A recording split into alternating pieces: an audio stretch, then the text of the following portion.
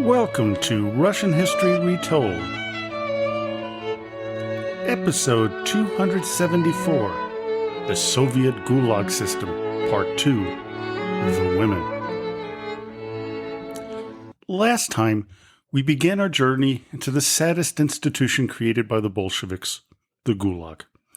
Today, we will concentrate on some of the people sent there, focusing mainly on the women. Two of the books I will be leaning on to share the stories of women, and at times children, are Dressed for a Dance in the Snow by Monica Zuxtora and Women of the Gulag by Paul R. Gregory. Of course, I will also be using Anne Applebaum's book, Gulag. So, to start off, I want to share a quote from that book. Quote, "The prisoner who was our barrack orderly greeted me with a cry. 'Run and see what's under your pillow.' My heart leaped. Perhaps I got my bread ration after all.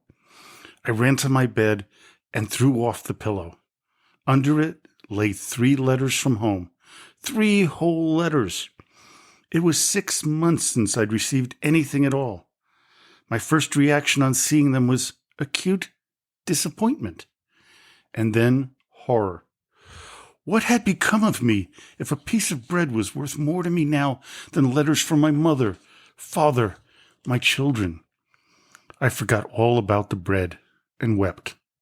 Olga Adamov, Zleiselberg. The 3 women we will meet today are Agnesa Agripopoulou, Maria Senostrusova, and Evgenia Feigenberg. We're going to talk a little bit about their lives, why they were sent to the Gulag, and their lives once imprisoned. Agnesa Agripopoulou was born in either 1902 or 1903, depending on which source you use.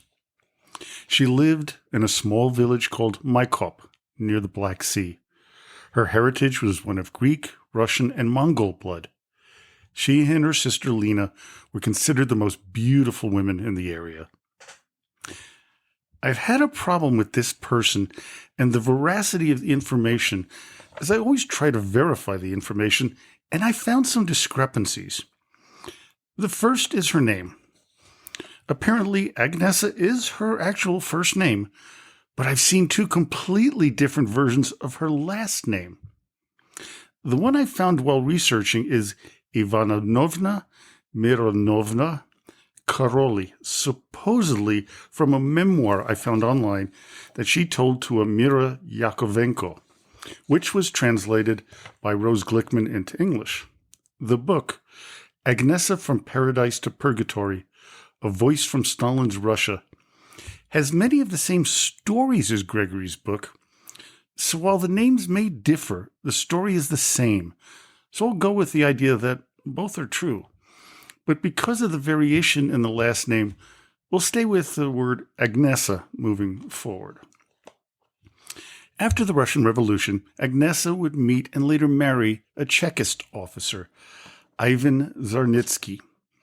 They would move to Rostov-on-Don in 1922.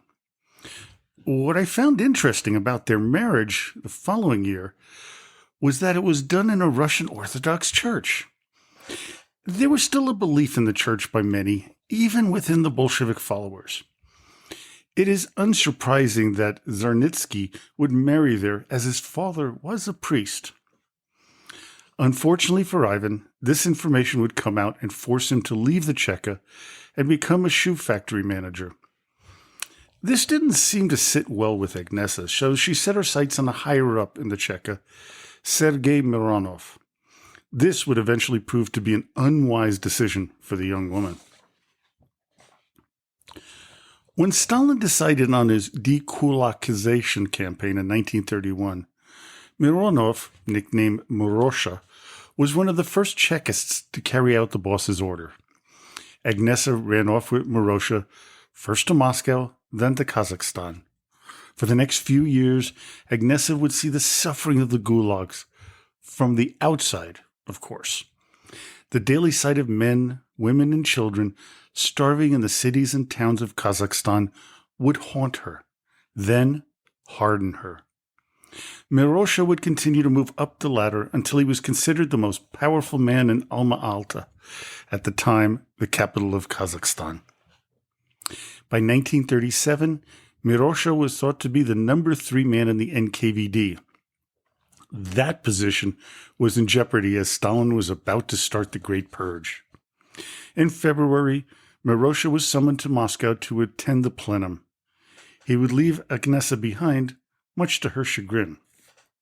Well, instead of staying, she decided to take a train with the entourage to surprise her husband. She picked a bad day, as was the day after the suicide of Sergo Ordzhonikidze, a high-ranking Bolshevik former friend of Stalin. On March 1st, Nikolai Yezhov, the head of the NKVD, gave a speech hinting at the possibility that something terrible was going on at the agency. Mirosha, for his part, gave a speech at the plenum. Quote, "Comrades, the rotten chasm which the NKVD finds itself has many reasons, as highlighted by Comrade Yezhov. Despite the order to deliver a mortal blow against the Trotskyites and right deviationists, not one operational decree inspired our Chekists or mobilized us for battle against our enemies." When they returned to their home in Novosibirsk, they began to hear of mass arrests of friends and colleagues. Mirosha would sign hundreds of arrest warrants in the early summer. 411 were executed. He would know he was next, especially after he was named the head of the Western Siberian part of the NKVD. Then, in August 1937, he was named the ambassador to Mongolia. 9 months later, he would return to Moscow, having had 27,000 Mongolians arrested. In late August, 2 of the men above Mirosha and those who protected him, Yezhov and Frenovsky, were demoted and replaced by Lavrenti Beria. Fear gripped the husband and wife until they got an invitation to attend a New Year's Eve party at Stalin's dacha. They thought that this was the protection from arrest that they yearned for. They were sorely mistaken. For a year, Agnesa did not know where her husband was. Finally, in 1940, she received the news that Mirosha had been sentenced to 10 years in the Gulag. Knowing there was no life for her, she would remarry a man named Mikhail Korolov. He would be sent to the Gulag in short order. Agnesa would escape arrest until 1942. The problem with her arrest was that she was not the actual target, but another woman named Messalina Mironova. When the NKVD realized their mistake, they released her. The stress of those past 5 years was almost unbearable. Everyone in the government suffered the same fear. As you can tell, just the fear of being sent to a gulag was enough to just completely ruin a person's psyche at the time. So you didn't even have to go there, and it affected your life. Our next woman who would go through the horrors of the gulag system is Maria Senotrusova. She was born in 1904 in a small town in eastern Siberia, Tolbaga. Today, the village is an important archaeological site, but back in the day, it was just a dot on the landscape south of Lake Baikal. Under the Tsar, it was a dumping ground for those who were exiled or revolutionaries. It was also on the Trans-Siberian Railway, as it had a spur line due to numerous coal deposits. Maria's ancestors were Cossacks, who came to Siberia to find some land to till. It was a very tough life, and her father made her do with odd jobs and a small farm plot. Being near the Mongolian border made it hard to get into until the construction of the Trans-Siberian Railway and the connection to the capital of Mongolia, Ulaanbaatar. The area around her birth has some of the Earth's most extreme weather conditions.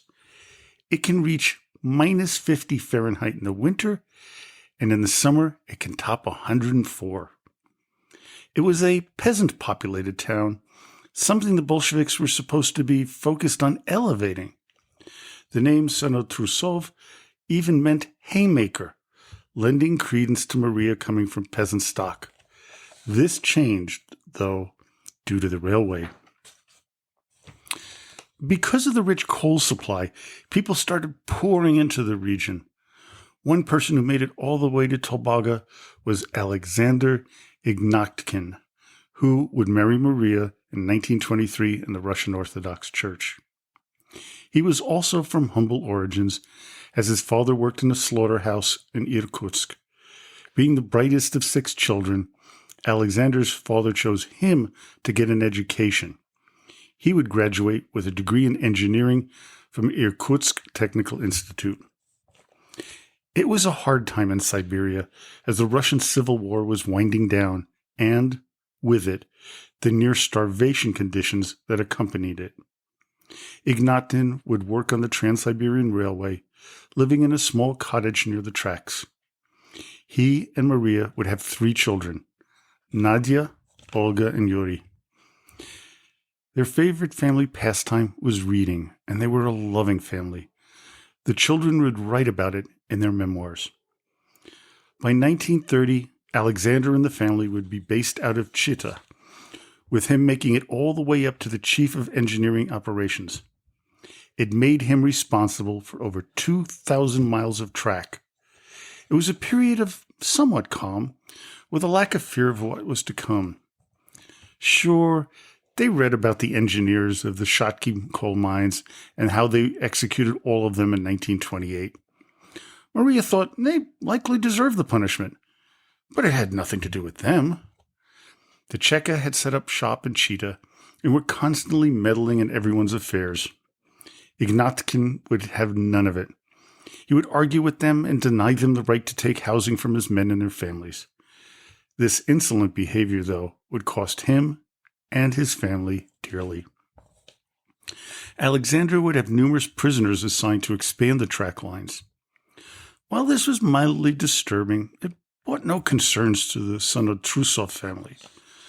By New Year's Day 1937, they felt that they were the epitome of the new Soviet people and part of the coming communist utopia.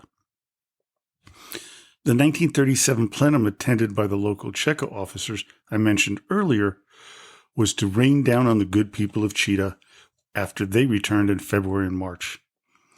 They were instructed to find saboteurs among the railway workers and anywhere else that the anti-Soviet conspirators were waiting. This was done to appease their masters in Moscow, especially the boss, Stalin. In order to make a big splash, it was beneficial to the Cheka secret police to grab a big fish, someone like Alexander Sonotrusov. Since he was an essential and well-respected person in the Chita and the workplace, the Cheka needed something to hang their hat on. They got their break when a freight train arrived damaged outside the city. Sonotrusov sent out some men to repair the car, but accidentally a signalman had another train cleared to travel, crashing into the disabled freight car, causing a single fatality. While those Cheka officers who hated Sonotrusov wanted him tried under Article 58, treason to the motherland, an automatic death sentence, he was instead charged with dereliction of duty under Article 193. Of course, the charge was made up, but it was easier to prove over the more serious crime. Alexander was arrested on August 1st, 1937, never to be a free man again. Maria thought, there was no way that her husband would be found guilty, as they were, in her mind, the ideal Soviet family. Also, Alexander served faithfully for 20 years with no issues with his work.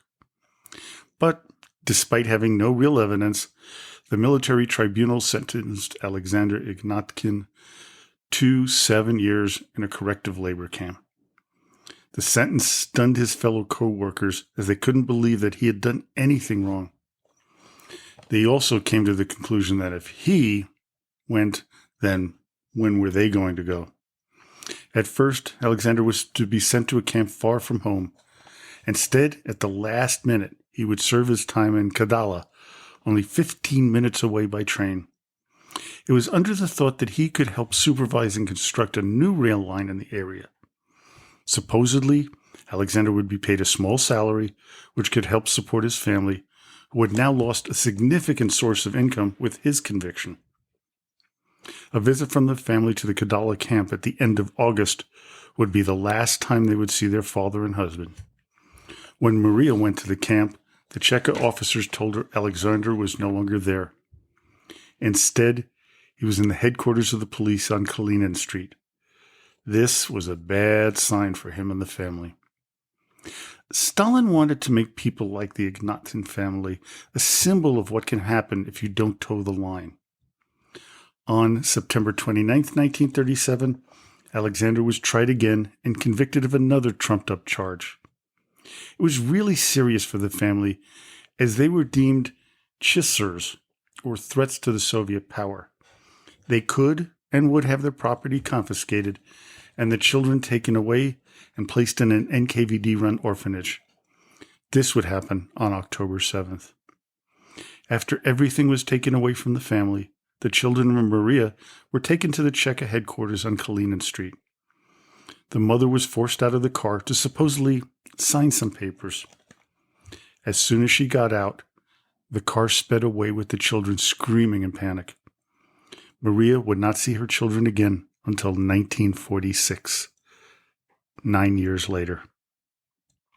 Alexander was executed in October 1937, along with 116 other specialists of the Trans-Baikal Railway. Wives of men convicted of Article 58 could also be executed, but the standard sentence was 5 to 8 years of hard labor. In Chita, they did not go for the short 5-year term. They went for the maximum. While waiting for a transport train to the Gulag in western Kazakhstan, Maria saw another commuter train approaching the station.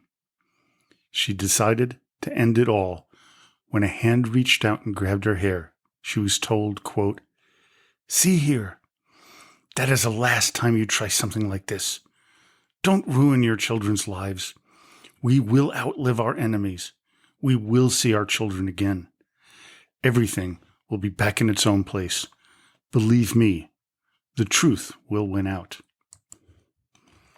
Our last female victim is Evgenia Feigenberg, although many would know her better by her married name, Evgenia Yezhova, wife of Nikolai Yezhov.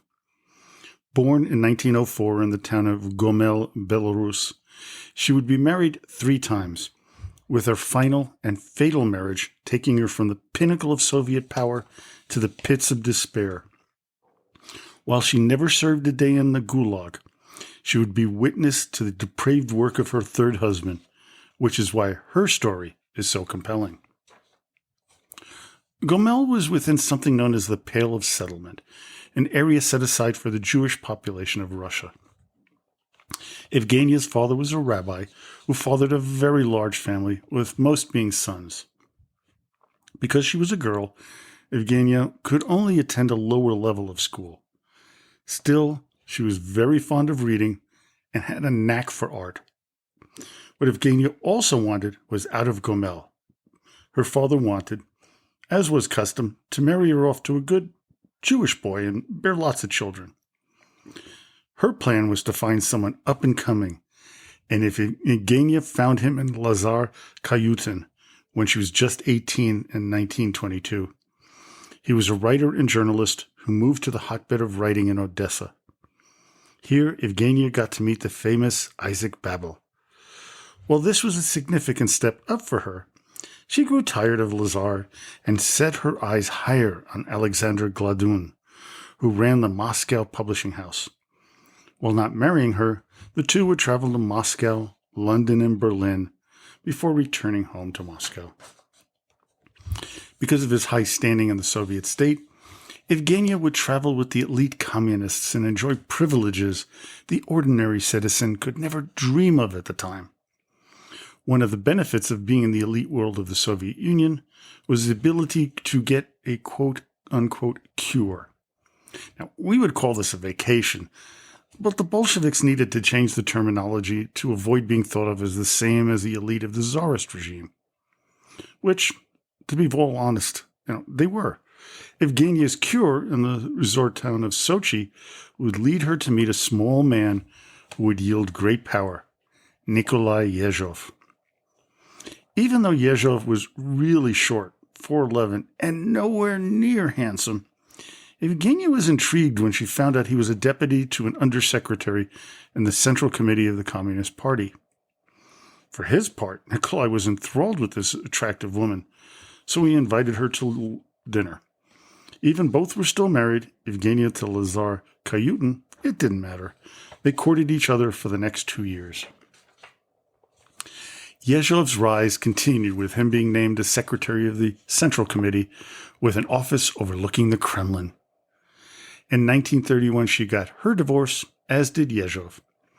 While she already lived a life of relative luxury, it would get even better after marrying Nikolai. So much so that it resembled anything that a noble woman would have under Tsar Nicholas II. It is said she accumulated over 100 gowns and 5 fur coats. All of this glitz and glamour came at a very high price. Yezhov was a bad alcoholic who beat his wife with regularity. On top of it, Yezhov was a notorious womanizer and serial rapist. On top of that, it was pretty well known that Nikolai also had homosexual tendencies. This would come back to haunt him in a few years. Here's a description of who Yezhov was by the noted Marxist historian Boris Nikolevsky. Quote, "In the whole of my, now, alas, already long life, I had to meet few people who, by their nature, were as repellent as Yezhov. Watching him, I am frequently reminded of those evil boys from Rastoyeva street workshops, whose favorite form of entertainment was to light a piece of paper tied to the tail of a cat drenched with kerosene, and relish in watching the cat scamper down the street in maddening horror, unable to rid itself of the flames that are getting closer and closer. I have no doubt that Yezhov, in fact, utilized this type of entertainment in his childhood, and he continues to do that in a different form, in a different field at present." There was one thing that allowed a glimmer of humanity to peek out of Yezhov's depraved heart, and that was their adopted daughter, Natasha. They both adored and loved the little girl, who they took into their home when she was a mere 5 months old. When she grew up, she became aware of a secret of her father's. He had kept an album of photographs of dead and dismembered children. On September 26, 1936, Stalin appointed Yezhov to head the feared NKVD. He would lead the agency during the beginning and the height of the Great Terror, starting the following year. While this meant that Evgenia was near the apex of the power structure of the Soviet Union, she was also very aware that the family and wife of the man her husband had replaced, Yagoda, had all been either shot or died in a gulag. Evgenia would now be given the position to run the propaganda pictorial magazine, the USSR Under Construction. She did so with her old friend and sometimes lover, Isaac Babel. Throughout 1936 and 1937, she would lead an incredible life of luxury, oftentimes going long periods without her husband, who, there must have been a godsend. By 1938, Stalin knew that the Great Terror had gone way too far, and he needed to put a stop to the mass slaughter of Soviet citizens. What he needed was a scapegoat, and that person would be Nikolai Yezhov. Behind the scenes, Stalin appointed Lavrenti Beria as the deputy head of the NKVD. Yezhov knew that this was the beginning of the end for him, so he began to drink even more than before.